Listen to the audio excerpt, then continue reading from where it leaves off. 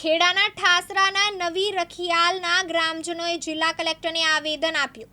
અવરજવરના રસ્તા ઉપર દબાણ મુદ્દે જિલ્લા કલેક્ટર કચેરીએ અધિક કલેક્ટર જે.બી. દેસાઈને આવેદન આપી રજૂઆત કરી.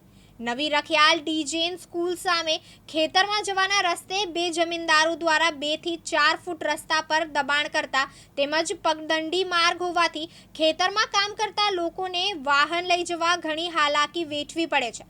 જમીનદારો રસ્તો બ્લોક કરી દેતા ઘણી સમસ્યાઓ વધતા આ રસ્તા પરનું દબાણ દૂર કરવામાં આવે તેવી માંગ સાથે જિલ્લા કલેક્ટરને આવેદન આપવામાં આવ્યું છે અને આવનારા સમયમાં જિલ્લા સેવા સદનમાં ઉગ્ર આંદોલનની ચીમકી ગ્રામજનોએ ઉચ્ચારી છે.